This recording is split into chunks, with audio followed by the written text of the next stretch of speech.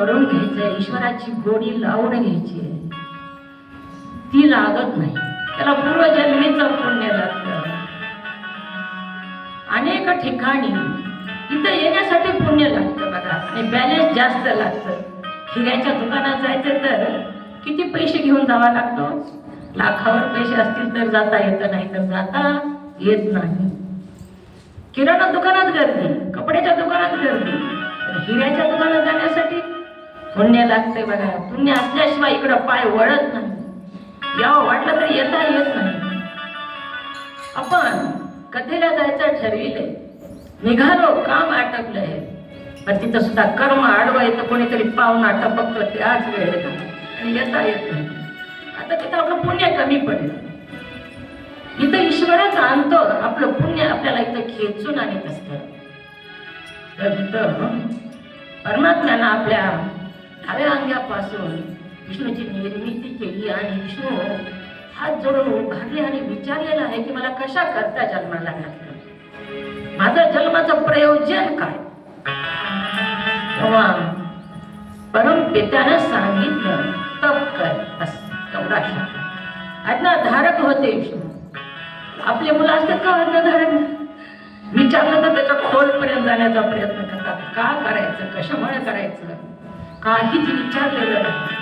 तप कर म्हणल्याबरोबर फक्त विचारलं देवाला की कुठं तप कर, मला तुमची तप करण्यासाठी ठिकाण जागा सांगा पवित्र, की ज्या जागेवर मी तप केल्यानंतर ती माझं तप फलद्रूप होईल, सिद्धीला जाईल.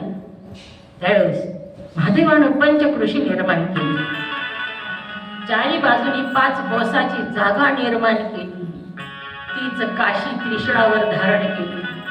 त्या ठिकाणी विष्णूला सांगितलं तप कर म्हणून. विष्णू परमात्मा तपाला बसलेले आहे. घोर तप केलं, एवढं घोर तप केलं, शरीर तापलं गेलं आणि त्या शरीरामधून घाम बाहेर पडू लागला.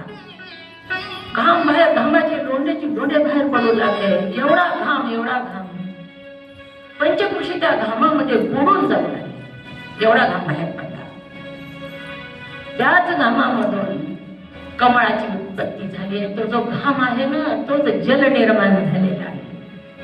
जलाची निर्मिती विष्णूच्या अंगापासून झालेली आहे. ही पूर्ण साधना झाल्यानंतर जेव्हा विष्णूने महादेवाला हात जोडले, तपश्चर्या पूर्ण झाली म्हणून महादेवालाच विष्णूला उठवलेलं आहे. उठ आता, बाद झालं. तप म्हणून, आणि वरदान दिलं तुझ्या अंगापासून जेही घाम निर्माण झाला त्या लोक जल म्हणतील, नीर म्हणतील, आणि ही तुझ्याच शरीरापासून नीर निर्माण झालं म्हणून नारायण भगवान की जय. नारायण नाव दिलेलं आहे त्या विष्णूला. आणि ह्या जलात मी स्वीकार करेन, जलाशिवाय मी पूजा स्वीकार करणार नाही. हे तुझ्या भक्तीनं जल निर्माण झालेलं आहे. म्हणून आपण आता एक लोटा जल सगळेच वाहत आहोत. ती जलाची उत्पत्ती कशी झाली, त्या जलाला वरदान कसं प्राप्त झालं, विष्णूच्या अंगापासून निर्माण झालं. म्हणून महादेवानं मी जल जे घालणार नाही त्याची पूजा मी स्वीकारणार नाही. तुझ्या जलापासूनच सृष्टी जिवंत राहील. प्रत्येकाला तुझ्या जलाची आवश्यकता असेल. वनस्पती असो, कोणीही असो, ही सृष्टीच जिवंत राहणार नाही तुझ्या जलापासून. म्हणून वरदान दिलेलं आहे. त्याच जलामध्ये विष्णूच्या प्रेमीमधून एक कमळ उत्पन्न झालं. आपल्या शक्तीसह विष्णू परमात्मा त्या जलामध्ये बरेच दिवस पोहडलेले होते. एक कमळ उत्पन्न झालं. लांबची लांब दांडा होता त्या कमळाचा, आणि त्याच्यामधून ब्रह्मदेवाची उत्पत्ती झाली. ब्रह्मदेवाची उत्पत्ती झाल्याबरोबर सुद्धा ब्रह्मदेवाने हात जोडले. समोर कोणीच नव्हतं. माझी उत्पत्ती कशासाठी झाली, मला कोणी उत्पन्न केलं म्हणून तुम्ही सांगा. म्हणून मोठमोठ्यानं ब्रह्मदेव हाका मारू लागले. आकाशवाणी झाली, तू तप कर, आणि तप केल्यानंतर तुला तुझ्या पित्याची भेट होईल. ब्रह्मदेवाने तप केलेलं आहे. अनेक वर्ष, हजारो वर्ष तप केलं. त्याच्यानंतर विष्णू पोहडलेले दिसले. भेट झाली. कालच्या सकाळ आपण बघितलेलं आहे. भेट झाल्यानंतर ब्रह्मदेवाला विष्णूला ब्रह्मदेवाने ओळखलेलं नाही. आपल्या पित्याची भेट झाली, परंतु मोठेपणा होता, अहंकार होता, हे ओळखलेलं नाही. आपल्या जीवनामध्ये सुद्धा जेव्हा आपला मुलगा आपल्यापेक्षा उंच कळस जातो, शिखरावर जातो, तेव्हा त्याला माता पित्याची लाज वाटते. सामान्य माता पित्याची तो ओळखत नाही. तसंच ब्रह्मदेवाने ओळखलेलं नाही.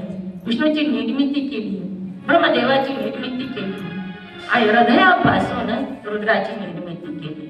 आणि तिघांनाही सृष्टीची घडामोडीचं काम द्यायचं, आणि आपण ध्यानात जायचं. महादेवाला वाटू लागलं. ब्रह्मदेवाला सांगितलं सृष्टी निर्माण कर म्हणून सांगितलं. विष्णूला सांगितलं ब्रह्मदेवाने जी सृष्टी निर्माण केलेली आहे त्याचं तो पालन करायचं. रुद्राला सांगितलं तू संहार करायचा. ब्रह्मदेवाचं काम आपण करू शकतो, विष्णूचं काम करू शकतो, पण रुद्राचं काम करू शकत नाही. रुद्राचं काम केलं तर काय होतं, दंड मिळतो, सजा होते. आई जरी असेल, मुलाला जन्म दिलेली, तिला सुद्धा मुलाला मारून टाकण्याचा अधिकार नाही. रुद्राचं काम फक्त रुद्रालाच दिले. आणि अशी काम वाटून दिले. तेव्हा ब्रह्मदेवाला अडचण येऊ लागली. सृष्टी निर्माण कशी करायची हेच लक्षात येणं झालं. तेव्हा शरण गेले, महादेवाला शरण गेले, आणि हात जोडलेले ब्रह्म विष्णूने, आणि म्हणू लागले साथी हमारा कौन बनेगा.